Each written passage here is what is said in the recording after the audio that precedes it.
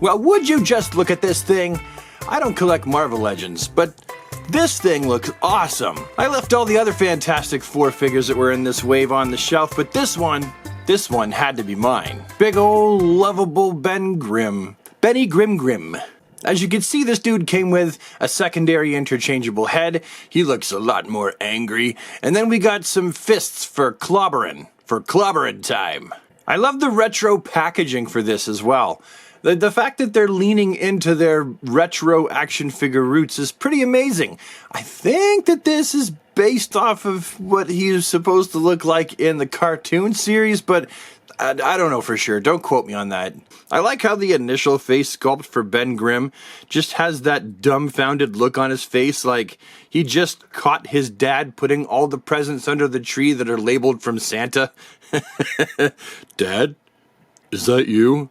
Why are you putting all the presents under the tree that are labeled from Santa? Now, I don't know for sure, but I am going to assume that this is probably a reused body buck from the previous thing. I don't know for sure. Well, here, I'm just going to put a picture of both of them side by side, and then you'll know, because I honestly don't.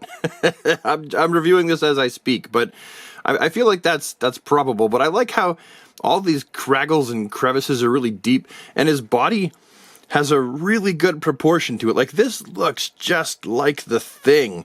And this is a Thing that forgot to put on his pants because he's just wearing his tighty whities, his banana hammock, his buns bag. And it is nice that there's kind of a wash over certain parts, like his tootsies, and you got his forearms, and you got the shoulders, the chest, and the top of his craggly, crevicey rock skull. They've all got this, like, a lighter yellowish orange paint wash over them. I wonder how articulated he is. Let's find out together. Well, that's what they can do, and alright, not bad. Rounded hinges, no bicep swivels. That's kind of different. Single jointed elbows, and well, that's about what we get out of those. They do spin though, so there's articulation that way. And then they got the great big hinge in the wrist. Yeah. Well, that's pretty good. And of course, they're going to rotate as well. So you can get him to do this with his arms, like that. About that. Or maybe like this. He could be like that.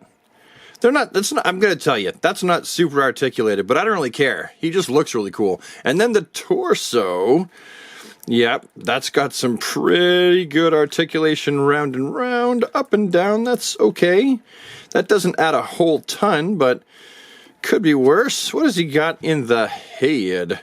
Well, that's actually, it's okay. Let's pull the head right off and have a little peek. So we got a ball joint, and then we got ourselves a hinge. So let's put, oh, that's tight. There. Okay, it went on. That head, because the head is so tight to the body, you don't get much like that.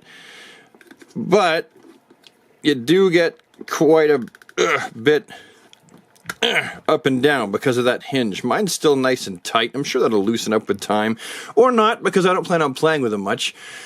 There's also waist articulation. We know that's going to be 360. And then right here we got two little round ball joints. What can he do as far as leg activity? Up, down, out, all around. That's not too bad. Back is kind of sucky, but he's also got the full thigh cut and double jointed knees. How do these double joint? That's pretty good, actually. I like that. I like those. And then, of course, we have a hinged ankle pivot, as always. That's what the Marvel Legends usually have. So that's, I'm not going to complain. He's articulated enough for me, for sure. Let's just swap out his hands. That way, all of his parts that are swappable will have been swapped. So now he's gritty teeth fisty. Now he looks like he's ready for clobbering. It's clobbering time. Now, as for comparisons, I don't really know what I would compare him to. Okay, hold on. Wait here. Okay, what about the Nipples McGee mutant leader, and then maybe Turd Pile Clayface? So I think a lot of people know roughly how big these figures are. And if that's not good enough, Maybe Thundercats Slithe from their Ultimates line? And then how about an old school DC Direct Potbelly Gorilla Grodd? Okay, so there you go. That's the size you're looking at here with this thing. Okay, so now that we've gone through all this, what exactly do I, a non-Marvel Legends action figure collector, think about this Marvel Legends Fantastic 4-Wave Thing action figure? Is it good, or is it just a steaming pile of cow dung? Well, yeah, honestly, if you've been here as long as I think you have, because you're listening to me talk now, then you heard the whole review and you can tell that I very much liked it. Like on a scale of 1 to 10, 1 being, well, yeah, I mean, I would buy it for $1, or 10 being like, absolutely, I loved it very much and I can't wait to put it on my shelf. When my friends come over to have a drink, I'll be like, hey, by the way, have you seen my new thing? It's over there. If I travel across the country, I'll take it with me and I'll take pictures of it at various landmarks. So yeah, I definitely liked him. I can absolutely recommend this figure to you, especially if you're a Marvel Legends collector and maybe you possibly missed the previous release of Thing. This guy, I feel like he's gonna do it for you because, well, look at him. We're all looking at him. He looks awesome. So go get him. All right, have yourself an awesome day, everybody, and take care.